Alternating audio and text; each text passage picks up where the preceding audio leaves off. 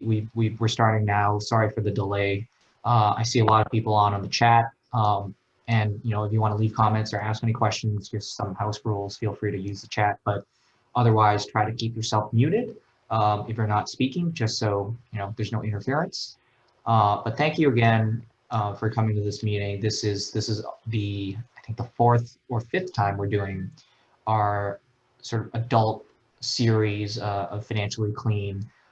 For those who don't know about Financially Clean, it's an initiative. We're a nonprofit, a 501c nonprofit that was founded back in 2015. And we're dedicated to basically spreading financial literacy. We started first by going into schools, high schools and middle schools, teaching kids, but realized that, all this information was very relevant for people who, are further down their lives and careers, and, everyone can benefit from better advice and developing what we call a wealth mindset, which Sean's going to get into. And so, we're happy to have you guys as part of this journey here. It's going to be 7 weeks. This first one is going to be a very high level, high level introduction, but nevertheless very important. So hopefully you guys stick with us through the duration of the course. Again, if you have any questions, please use the chat. And I just want to shout out Good Shepherd Services. Ben is on the line with us. We're doing this in partnership with them, so thank you, Good Shepherd, and also thank you to Brooklyn Borough President Eric Adams for also being one of our partners as well. So with that said, I will kick it off to Sean to start the class. I'll say, Ben, do you want to say a couple words, Ben? No, I just want to thank Financially Clean for partnering with us over the years. Also, to all my Good Shepherd folks who are on the line, thanks for showing up today. And just a reminder that there's a separate Good Shepherd session after this. You have 2 links in your email. And we'll be doing this for most of the fall. So I'm excited for it. And thanks, Sean, for connecting again. And thank you, Ben, for making it all happen. And thank you, everybody that joined on. Jeff, are you on as well? I don't hear Jeff. So just so you guys know that are on the team consists of myself, Sean Linda, Larry Tang, Adam is on, and so is Kevin. Is Adam and Kevin on as well? I'm here, Sean. Kevin's here. Okay, Kevin's here, right. So we'll all be Kevin, and I always mispronounce your name, Kevin. Siak, did I say it? Siak? That's right. Right. So we'll all be, adding our part to the presentation over the next 7 weeks. Kevin is more guy narrating it. He's going to be admin guy. So if you have questions, we'll probably go to Kevin first, and hopefully they'll make it my way as well. So it's supposed to be a very interactive program. So, feel free to raise your hand, ask questions, and and get involved. So let's have some fun. We can go to the second slide, Kevin, please. Okay, so for those that don't know, the program is called Financially Clean, and what we teach is financial literacy with a strong focus on having a wealth mindset and creating generational wealth. So if your initial thoughts when you're hearing financial literacy that we're going to teach you how to make $1 million or how to get rich quick, this is not the program. This program is about wealth building and understanding your special skills that you are acquiring now in college and that you're going to acquire throughout your life, and how to kind of leverage them and make them work for you and monetize those skills. And also understand credit, because don't anybody fool you. Right up to the president of this country, those that have really made millions and created wealth for themselves and for their kids and grandchildren to follow, has done it by leveraging credit. So if you are on the understanding that you can have a cash and carry lifestyle, that's not the way to create wealth. So we're going to really let you understand how credit plays a role, how you can use your credit. And you may think, well, I don't have a lot of credit right now, but we're going to teach you how to grow that and how to leverage that. And then we're also going to teach you about, so CLEAN is an acronym. So the C stands for credit. The L stands for learning to live without. And that is really about, if we teach you how credit is and the importance of credit and valuing credit, but we don't teach you to understand the difference between your wants and your needs and understanding, how to build that, then it's a moot point. So learn to live without, we're going to talk about wants versus needs. So you really understand that, and you really start to understand assets versus liability. you start understanding budgeting, and you really get to know how to drive forward and creating wealth for yourself and for the loved ones around you.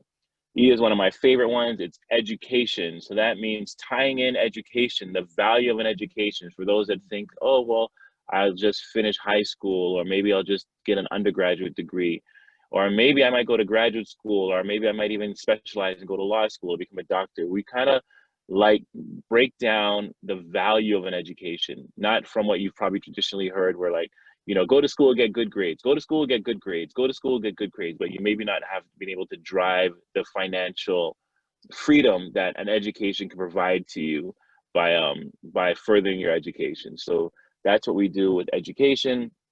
A is attention to detail. So this is a strong focus on your personal brand, like understanding your brand. Like I say it all the time, your first business is yourself. So understand that you are a business, your brand, your first, your last name, how you carry yourself, how you dress, how you communicate to people, that's all part of your brand. And that has a value. The better you do it, the stronger your value will be. All right. So the more you understand that every text you send out, every post you do through social media as a reflection of your brand, and it has a value, you know, not to make, you know, I hope I don't make a lot of comparisons to our president, but it's just really relevant. I mean, he leverages social media to create a brand for himself. You know, like, love him or hate him, he's an excellent guy at creating a brand. You know, and he drives his messages home through his social media and through his texts and through his tweets. He's, you know, they always say he's a king at marketing, and it's all branding. And, you know, that's why he's able to spin anything, because he's great at branding. So you kind of want to have those sets of skills where you're able to brand yourself and understand the importance of everything you send out and how you communicate to people. And then the last one is one of my favorite ones as well. It's really no shame in your game. And, you know, I have to admit now I'm in the midlife point of life. So I am the adult now. So as the adult, I always believe adults are like dream killers, in the sense that, you know, they're telling us what to do, what's the best thing to do, how to do it. And, you know, I'm a fan of that to a certain extent. I believe it's your life choices, but just to have a plan that can support your life choices. For example, if you want to be a doctor, maybe consider not only having a practice, but owning the practice, but like having employees under the practice, having other doctors that are going to pay you to work out of your office, and maybe even owning the building so you can drive your business or whatever. If you want to be an artist, maybe opening up a studio, maybe supporting other artists. You know, I have an artist that he lives in South Africa, and I bought some artwork from him recently. And then I met this young artist who, she's like 11 years old, and she was featured on BBC, and that's how I found her. And I bought a portrait from her to support her. And then I linked her up with the famous artist who's done work for Oprah Winfrey, who's been on the cover of Time magazine. I connected them because I'm like, you know, you should bring her up as part of your portfolio of artists now, so that you don't have to just paint to make money. You can have other people under you that are part of your team, are the artists that you're now giving them the stage. You're helping promote their brand while you're growing your brand at the same time. And kind of that's the mindset, like to be able to do what you want and understanding like the business behind it. I meet a lot of artists, a lot of actors, a lot of different people do different things, and they fail to really try to understand the business of what you're doing. Because anything that you choose to do, regardless if it's you're doing a job that's the funnest job and it doesn't even feel like work, there is a business behind that, and you have to understand the analytics, the variables that drive that business forward so you can succeed in it. So the point of it is not to tell you what to do, it's just trying to enlighten you on how to make it effective for you and how to really monetize whatever you choose to do in life, right? Next slide. Okay, we also thought we would discuss the elephant in the room in these current times, and it's a big elephant. It's a huge elephant. It gives us very little, no pun intended, breathing space, and it's COVID, the pandemic that we're currently in. We thought it wouldn't be fair to you to not discuss that and implications and kind of how you should be navigating around it and understanding it from from a financial perspective and the impact it could have on you as young people. And then I want to stress also the importance of time, right? So regardless of what we're going through, current events, things that are happening, your greatest asset is still time. And you still have to maximize that time and make that time work for you, and understand that there's always opportunities happening. In this pandemic, you know, I say it's a lot of out with the old and in with the new when it comes to business. A lot of new businesses are being created right now, a lot of opportunities. This is the first time ever they've had so many people apply for a tax ID. I think in the United States it's been like 3.1 million people have applied for a new tax ID number. And for those that understand what that means, is that when you want to start a business, you have to get a tax ID, like your social security number. Every business has one, and every person has one as well. And it's really just a number that you report, that the IRS provides to you, so that when you file your taxes, it's a unique identifier for you. So by so many people applying for a tax ID for business, it shows that there's a lot of entrepreneurial spirit going on. And that is the one thing I love about your generation. And my generation, there wasn't the push to be entrepreneurs. There was a push to go find a great job and work for a great company. But your mindset is about being creative and about finding things that business that you can start. And I think that's excellent. I think that's why the world is moving so much faster in technology, because your young minds are just thinking of how can we improve this? How can we make this process better? Where is there a niche? Versus my generation, we were like, let's just go jump on this bandwagon and get paid a decent salary.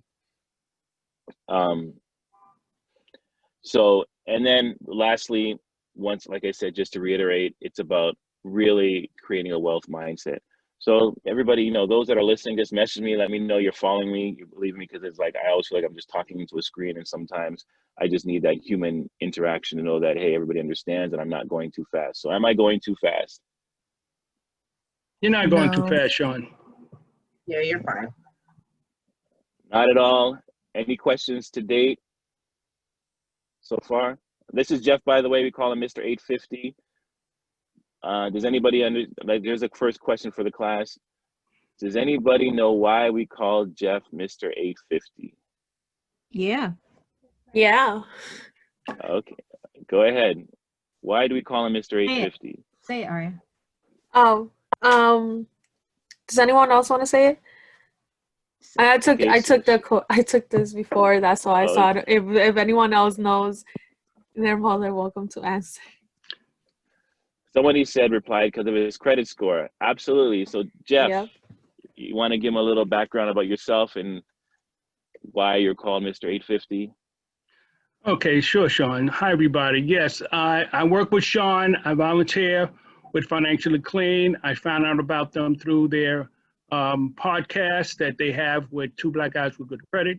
And I've been with Sean now for over 2 years doing classes. And, you know, I've seen the change he's created with people through his volunteering information. I've been fortunate to discipline myself early on and understand how to utilize credit to my benefit instead of paying a bunch of interest to people who just want me to have a lot of debt. So I've been able to consistently acquire lines of credit, but use it to enhance my business, which is real estate, and to continue to keep 99% of, if not all, my debt paid off monthly. So I use many of the things you're going to learn in the class as we go forward. And so far this year, I've pretty much kept my score at 850 throughout the whole year. And maybe later on, I may post that on Instagram through my website or my Instagram page to show from January to all the way to now, from last year, to show the emphasis of keeping your score high. Now, you don't need to have the highest score to get all the benefits. And a lot of this that I have is mainly for bragging rights, as you say, but it does show up on people's faces when you make large purchases, such as cars or home loans, that, you know, they have an interpretation that your credit may not be that good because they all walk with these with these ideas that because you are, you know, you're somebody of a certain persuasion that you may not have good credit. And it's really surprising the expression on their face when they see it.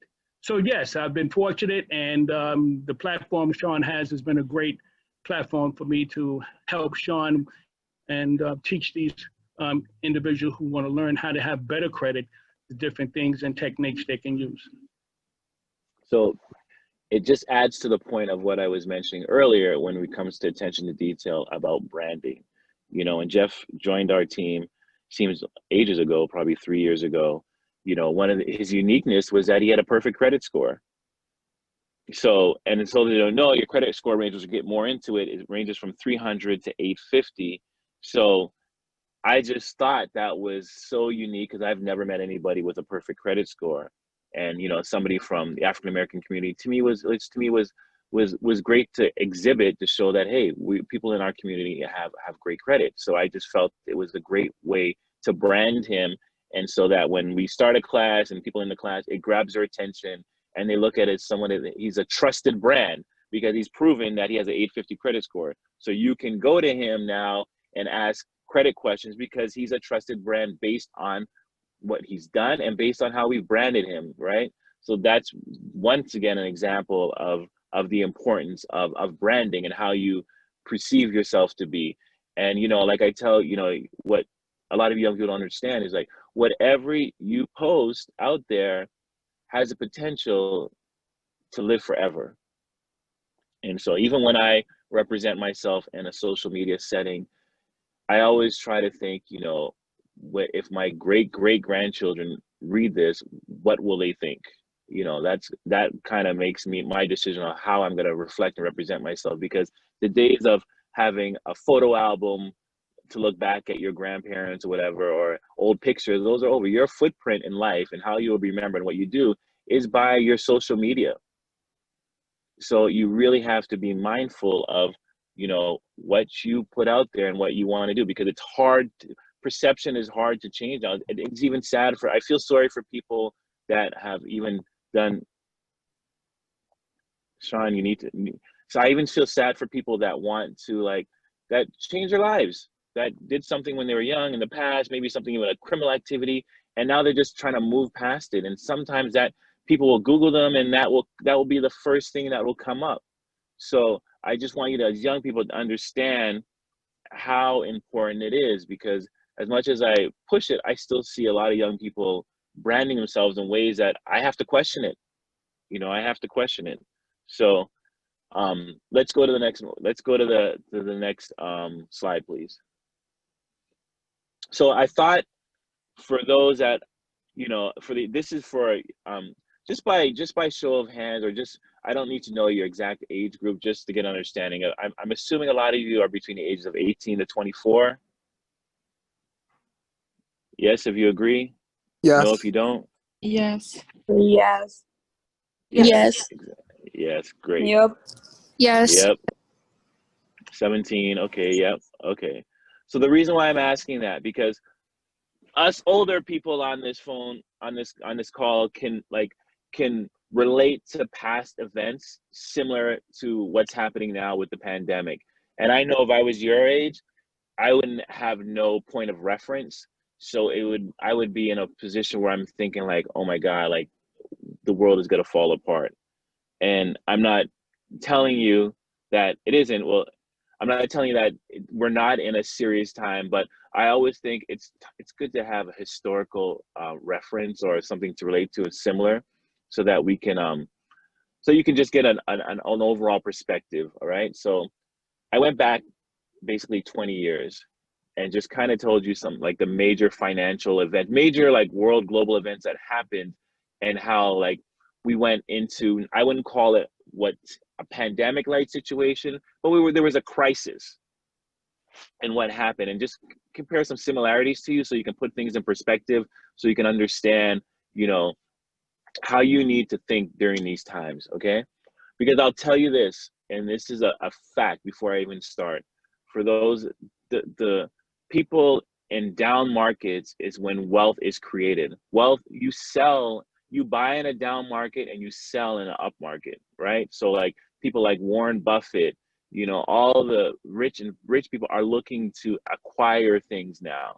They're not sitting there nervous, waiting for things to catch up or go back to where they used to be. They're being very aggressive in these markets because what's happening is that everything is on sale right now. Like your education, people, parents, I don't know if you guys have done it, has called universities and colleges and said, you know what, you can't charge the same tuition anymore for my child to go to school there because you're not giving the same services. Just like with my credit card with American Express, I have an American Express Platinum card, and the annual fee on that card is like $7.95. Last week they sent out an email saying that they're going to take $200 off because it's mostly a travel card. It's used a lot for travel, and obviously people can't travel. So they said they're giving us a $200 credit, so that reduces the rate to $5.95. They sent me a renewal yesterday, email saying they're going to renew it. I called them and I said, I don't want to renew this card. And I know I'm in a stronger position because I'm sure I'm not the only one calling because most people probably on this card can't travel anymore. I'm like, you know, I don't think I should pay this fee because a lot of the benefits that you offer, you can't provide because we're in a time where people can't travel. And to make a long story short, they worked with me and as far as waiving majority of that fee, and then they gave me a $200 credit towards Dell to balance it off, to try to show me that, Sean, we understand we can't provide the same service, so here's the sale discount that's going to happen. And these opportunities in business and education, and they're all out there for you. There's so many things that you can take advantage of in this current market, and it's for you to like be aware of that. And one thing I always tell people, like, and it's sold a lot in the public eye, like you'll see it, but the ones that are promoting it, it's not really happening. Where people say that, oh, things are going to get back to normal, or when things go back to normal. If you think like that, you're going to miss opportunities because nobody knows, and there's always going to be a moving forward new norm. Life continues to move forward, and you have to understand that even though you may think conceptually everything around me is terrible, terrible may present opportunities. And you have to be mindful of that because the ones that don't get ahead are the ones just sitting, waiting for things to turn around. Waiting for when school's going to go back to normal, waiting for when classes are going to go back, waiting for when I'm not going to have any more meetings. I'm not going to work good because I can't do the Zoom anymore. But this is the norm currently, and you have to adjust in order to excel so that when things go back to somewhat what you would want them to be, or where you've adjusted to the new norm, you're ready to excel. Does that make sense to everyone? Yes. All right, so to calm everybody down, I want to just now tell you what, like when I was your age, what I was like when our big crisis, pandemic-like crisis happened. For me, it was 9/11. I was in my early 20s, and I was working on Wall Street. I was actually in the building that connected to the World Trade Center. I was in the World Financial Center, and when the first plane hit, and hopefully everybody's aware of the terrorist attacks that happened on 9/11, 2001, right? When 2 planes hit the World Trade and brought down the buildings. Yeah. Right? Yes. So Yes. good. So when the planes hit, I was actually coming off the train, I had to get to my building. I had to walk through the World Trade Center, and I would come through there. And so the first plane hit, on my way to work, I ran out the building and disoriented. And to make a long story short, it was like my pandemic, my first one, like a major crisis. You know, the world was paused. Everybody was like, when I got home and I walked from downtown Brooklyn, everybody's know Brooklyn. I walked from downtown Brooklyn all the way like close to Bed-Stuy, and it seemed like such a short walk because I was in shock. And then when I got to the condo I was living at that time, all my emotions came down. I saw from my apartment window, I saw the buildings fall down, and I was in tears. And I literally was glued to the TV. Now, I couldn't move from the couch for probably, it felt like 2 days, but I'm sure it was about maybe 16 hours, you know. And just like now, what happened was we all had to work from home. The stock market was closed for a week, which is huge. We didn't, through this pandemic, they haven't quote unquote closed the market. You know, the Dow fell, which you guys know what that means. The market fell by 7%. And everybody thought this was like world ending. Like, I didn't know. I was working on Wall Street, and we had to commute and work in New Jersey. And, you know, everything was upside down. And I just thought like, oh my God, what's going to happen? Like, how are things going to change? Well, to let you know, what happened was the government started spending, okay? And if simple economics, when you put money out there, increasing a lot of spend, it stimulates the economy, right? And what they were spending on was like warlike materials. They're preparing to go to war. Like what happened after 9/11, we were looking for Al Qaeda, for Bin Laden. We invaded Iraq and all that stuff, and all that costs money. And government contracts come out. Like now, like instead of making PPP stuff, I was involved in making PPP stuff this summer. Like instead of making masks and making gowns, they were contracts to build stuff related around war stuff. So people got involved in that. People started buying supplies. People started building, and it stimulated the economy. So by the end of 2001, the economy actually got better, right? And so what was happening, and despite the impact on like our psyche, which is a lot of what's happening right now, is like this psyche. We're so entrenched, and even including myself, with like current news, what's going to happen next, elections, how many people are dying, and this and that. And we get caught up in the psyche, but the economy kept pumping because, like I said earlier, those that know were taking advantage of a down economy. They were vying for contracts. They're looking at ways in which to provide warlike materials. They're educating themselves around opportunities that were presented in 2001. I was glued to the TV. You know, I was doing a little bit of work, but I was caught glued to the TV because this is my first quote unquote major pandemic. And I'm not understanding that the wealth mindset is looking for the opportunities that are happening right now, and they're adjusting. So like I said, within that time, the market bounced back within a few months. Everything was back to normal. Yes, we still show remembrance to what happened in 9/11. It's still an unfortunate event. It's still horrible, all those things. But things went back to normal. And it actually started spurting the real estate markets, real estate boom. And I started even buying more real estate after 9/11. So let's talk about then 2008 global financial crisis. So far, does anybody have any questions so far? No. No. Everybody's good? No, you're good. Yeah, No, everyone's good. you're good. You're not Yeah, falling we're asleep? Wake up, who's falling asleep? Nobody's falling asleep? Okay. So 2008 now, another huge crisis. This has to do with real estate, right? The real estate boom, crash. And basically, you know, to give it to you in a nutshell, everybody has their own version of what happened, but it was a lot of excessive risk taking by banks. The banks were taking on, even myself, I had like some creative mortgages back then that in these times, they don't make sense, but yeah. So basically what was happening is like banks were giving out mortgages to each and everyone.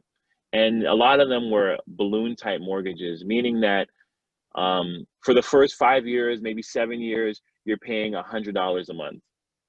But after 5 years, that payment would balloon to whatever the current market is, or whatever. There'd be some interest rate where it would jump. So your $100 a month payment could go to $500 a month. And people weren't really aware of that. They were getting sold by the banks and the brokers saying like, yeah, you're just paying $100 a month, $100 a month. And so one guy figured it out that all of these balloon payments, all of these change in mortgages are coming due around the same time, which would have been 2007 and 2008. So that people that, you know, most of the people were on a budget, like we're on fixed budgets, here's what our salaries, here's what we can afford, were coming to a payment that they couldn't afford all around the same time. So that caused the market to drop significantly, because people knew that these were all going to, and the trickling effect of people not making their mortgage payments goes right to Wall Street, goes right to the economy, because these mortgages are backed by banks, they're backed by investors. So if they're not making those payments, it affects the investment, which affects the entire market, which why the crash happened in 2008. Make sense? Yeah. Okay, so when that happened, and I hope you understand the perspective of why I'm doing this, because it's really to forward to today's market so you can understand what's happening to today. Exactly. So when that happened, once again, the people went, you know, crazy. The market's crashing. Real estate prices are dropping. People are leaving apartment houses. Everybody's scared. Everybody's worried. But there were people, once again, like Warren Buffett, because Detroit got hit very hard when this happened. All right. but Warren Buffett bought up a lot of downtown Detroit, and now it's like a big tech area. So, you know, Florida got hit hard. New York, yeah, it hit a little bit, but for the most part, the investor looked at, okay, real estate prices are either now dropping significantly or they're kind of settling in, and it's a great time to buy. Right, this recovery was a 4-year recovery. So it took 4 years rather than a few months, but then the market recovered, and it recovered very strong, right up to currently where we are today. So Kevin, if you want to bring the next slide, and sorry, Kevin or Jeff, if you have anything to add, just let me know. If you guys want to chime in. Sure. So where we are today, and we're still in it, so we don't know. I don't know, you know, I don't have a magic ball in front of me. If you want to know my personal opinion, I can give you my personal opinion on how I think things are gonna play out. But you know, sometimes I'm wrong more than I'm right. But I can tell you what's happening currently.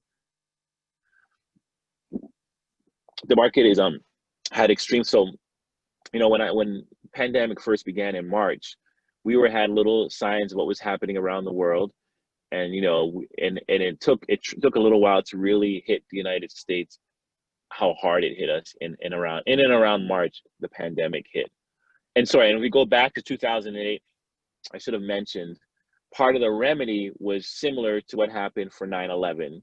The government injected money into the economy.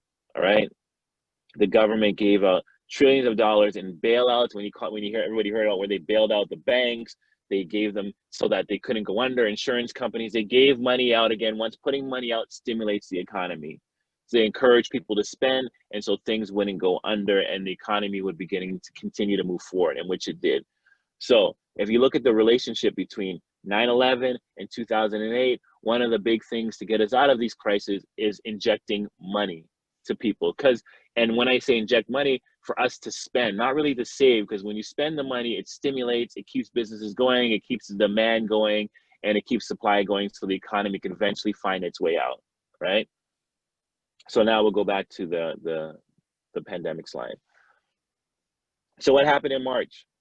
So, and when I say the Dow dropping, this is the stock market. If you guys don't know, it went below 19,000, and it's more or less, it was at 29,000, I think, hovering, right, Kevin, somewhere around there, and it dropped 10,000 points, which is an extremely high drop. And so what happened, the government said, we need to put a lid on this right away, because we can't have the market keep faltering like this. So they injected money, and we got it in the forms of, I don't know if you guys got unemployment, you got stimulus checks, small businesses got money as well. Everybody from different angles was getting money. I see all the questions that we're asking, and I'm going to try to get to them. We'll leave some time for questioning at the end. I don't know if you guys prefer. I think in a Zoom format, it's better that we ask the questions towards the end versus in the middle. Tell me how you guys feel. Would you rather me stop and answer the questions, or would you rather me just continue? Continue. Okay. Continue. Right. Continue. Yeah. So then Yes, continue. you can send the questions, and then Kevin, if you don't mind, can you just kind of pull them together, or we'll ask or answer as many as we can by the end of the class. Yep. Let's, you got about 5-7 minutes left. In the class, entire class, that's it? 2:45, I think we're going to the breakouts. Oh, wow. When you're having a good time, right? So we're at the 2020 in COVID pandemic. So what happened was, just like, and people, government and agencies, they learn from past experience. And this is now getting to the point of you young people to understand, like, there's been patterns in crises. So I don't want you not to worry, but I don't want you to over worry where you're paralyzed. That's the whole point of what I'm trying to show you here. So what did the government do? They injected money into the economy in many different ways. Like I said, through unemployment, through small business loans, through through stimulus checks. And it was all in an effort to keep the economy moving. And for the most part, it has kept moving. Like, we're still going out to eat at restaurants. The malls still have people shopping. You know, they're saying 1 in 5 businesses have closed down, small businesses, which is unfortunate. But, you know, that still creates opportunities to find ways in which you can now find a need in this market. But I would give the government credit in the sense that we have not, the economy is still moving forward to the point that the Dow has gotten up to itself. The loss that we had in March, it's now wiped out, all right? So I say this all to say is that during this time, in this COVID time, you need to monitor what's happening, but you need to continue to move forward and understand there's, you know, businesses that are excelling right now, like Home Depot, like do-it-yourself business, fix it yourself. People are doing that, you know, people buying beauty supplies for themselves, like anything like where you can do it at yourself and at home is excelling. Zoom stock it went up, I think 800%.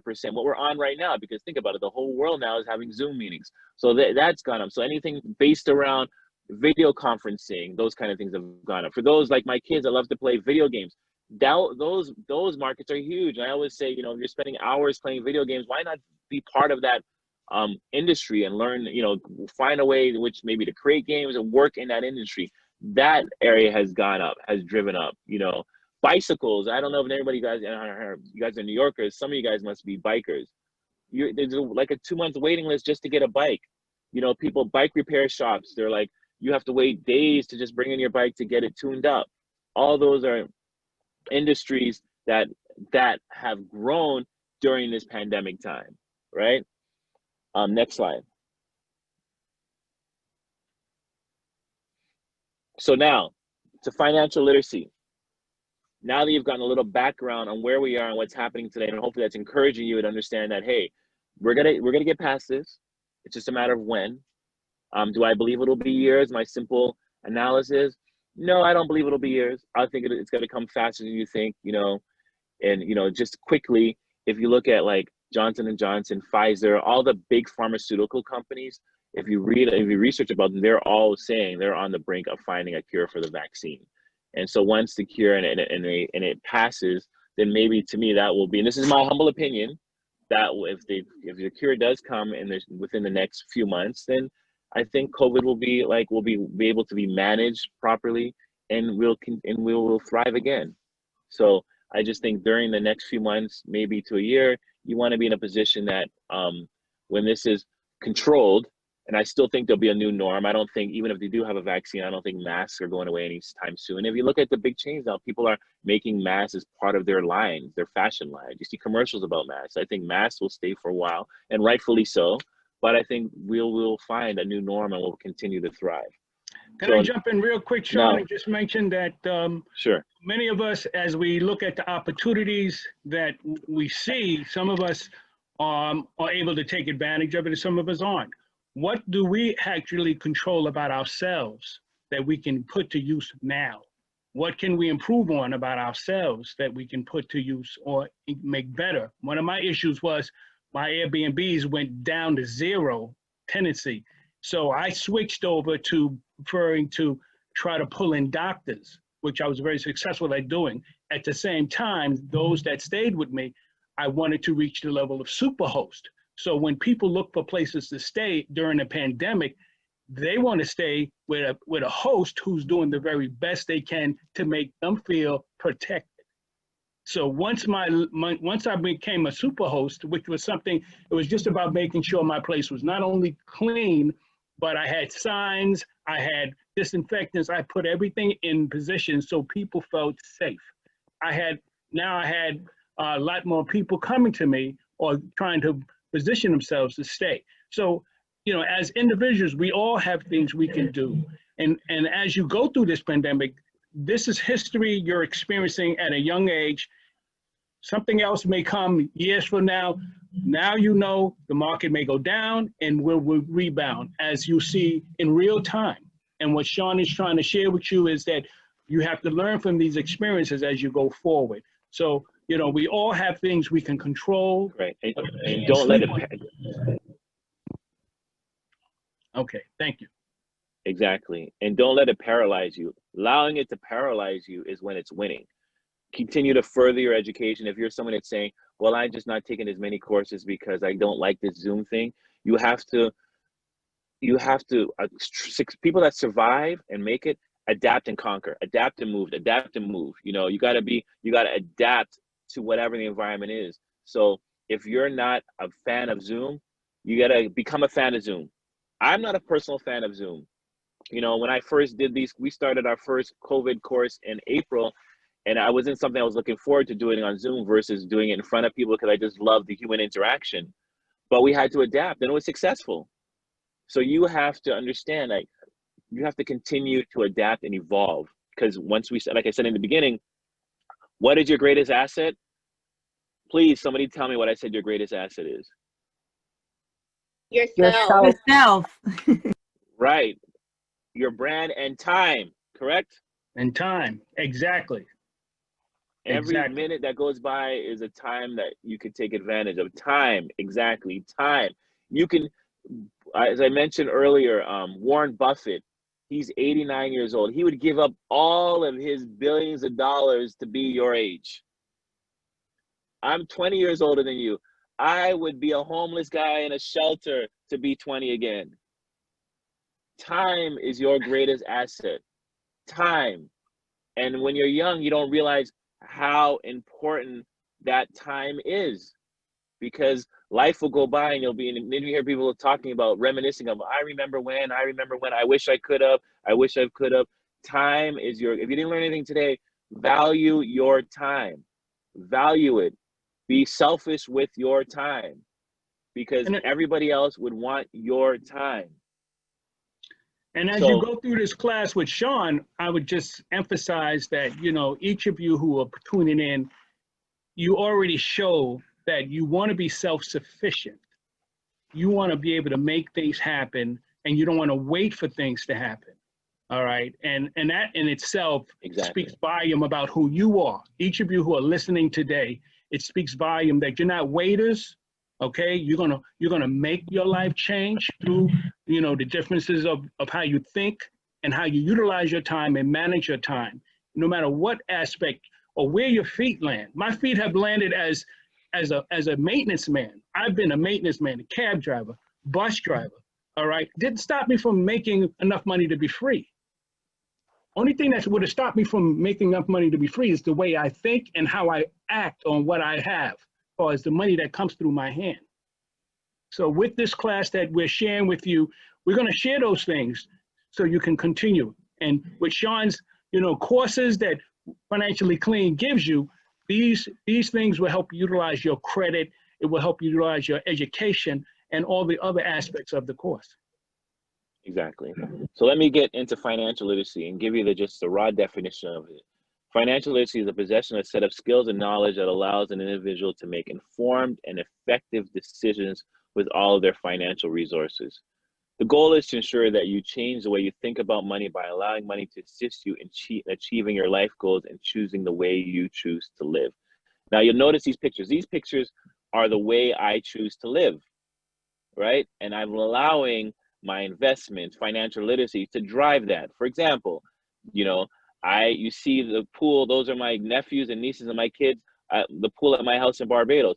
Financial literacy, buying a building with 5 tenants, paying the rent there in Barbados, helped support, gave me the money to be able to buy the pool.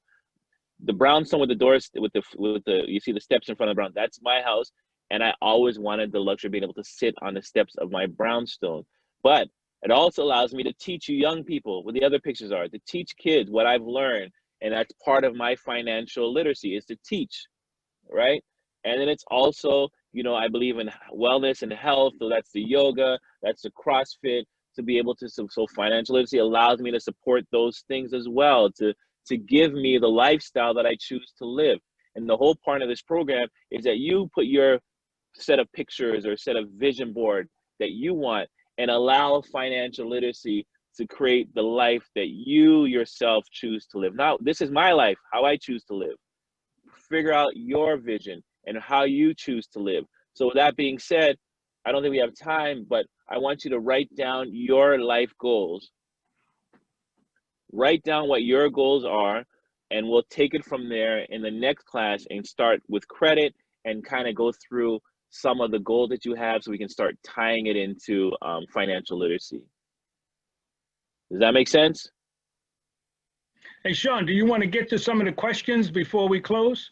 Yes, let's get to some of the questions. We have, like, how much time do we have for the questions, Kevin? 5 minutes. 5 minutes worth of questions. Do you have them out, Kevin? Do you have the Yeah, why don't we start? sample? So here's Go a ahead. question from Letitia. Any advice for those of us who are starting later in life? I think there's no time not to start. I always say that, there's no opportune time when and when not to start. And it's not good to look back and say, I should have when. It's just about doing it now, because you can, and part of, I think, financial literacy is creating generational wealth. So even if you don't finish the set plan, you can pass it on. I myself am a perfect example. Like, I am hoping with my kids that I'm able to start something for them and they'll be able to continue what I started. So even if you don't think about yourself, think about the following generation of what foundation you can lay for them and what teachings along the way you can teach them so that they will be that much further. And the next generation have to be your kids. It could be your niece, it could be your neighbor. It could be just the next generation. And even when I teach this program, I make the effort. Sorry, Jeff, go ahead. Also, if you're starting later on in life, the best way to motivate yourself is to see others who have achieved things, who are older than you, started later than you. So go on YouTube, go on Google, Google people who made money after or started after they were 60, after they were in their 50s. I don't know what age you're starting at, but you know what? It's never too late to change. It's never too late to start. And my encouragement would be to look at those who started a little older than you and say, hey, if they can change, if they can take their idea and run with it, then there's nothing really holding me back but me starting to just look at the way I think and change that. Once you make your adjustment in your thinking, then a lot of things will adjust for your life. Hope that helps. Next question. Here's a question. What do you think about companies, large banks, committing money to close the racial wealth gap? Do you have any insight into how to take advantage of that opportunity? Say it one more time. Sorry, say it one more time. So, for example, JP Morgan has committed $30 billion to close the American racial wealth gap. Do you have any insight into how to take advantage of that kind of opportunity? I would say go to your local bank, look online. There are, even with myself, like, our program, Financially Clean, since now the pandemic, we've had more interest because companies have a lot, they're looking to invest a lot of money into people of color, and they recognize that it's an underserved market. So I'm seeing the opportunities come my way. And if you do a little detective work, Google is your friend, not your enemy. You Google things and you speak to people within your network. Like, once it gets back to social media, like, your network and your social media is so powerful, and it's a disservice if you're just using it just to talk about your day and show what you're doing in the morning. Use it as a network of contacts that you can leverage. And when these questions, and I see smart people do it, hey, I'm looking for this, hey, I'm looking for that. You know anybody? And they put it out there in their social media and they get a response. So I would say just work within your circle, because this is trending right now, helping people of color. Next. Okay, any advice on starting a 501c3? Is that a good thing to do right now? So obviously this is a nonprofit. We're a registered 501c3, and that's just a very broad question, because I don't know the specifics of what your 501c3 is going to be. If it's a nonprofit it's not relevant to what's happening in today's market, unless you can see something, unless you are a visionary, you can see, like, even when it's not relevant today, I think it'll be relevant tomorrow, then I would say yes. But I would say, business is simple in a sense. When you start up a business, and we just interviewed somebody on my podcast, Two Black Guys with Good Credit, it's like you're analyzing the risk associated with starting this business. So you're looking at, what is the risk to enter this market, and who am I going to serve? If you can't see who you're going to serve, and if there's not a population for who you're serving, then you may not be thinking of the right business. Or if it's very finite, if it's very niche, then some niche markets are sometimes very difficult to service, and it's very difficult to find a profit in them. You have to be skilled at it. So if it's a niche market and it's very finite, I would say maybe think on a broader scope, or maybe work for a nonprofit. I'm always saying, there's a cost to learning, And I would say if you're looking to start a 501c and there's other 501cs doing something similar to what you want to do, I would say work for them, even on a volunteer basis for a couple months and see how that model works, see how it's successful, and then find your way and see if there's something I can do, or there's something I can add value, or do I believe I can start a 501c in this same type of direction. Okay, I Next. think we think that's it for now. That's it. Well, thank you, everybody. By show of hands, please tell me if, and I'm okay with constructive criticism. So, you know, it just makes us better and get better. So please let me know, you know, by show of hands, the wave, the thumbs up, the smiley face, and thumbs down, whether you thought today was good. And yeah,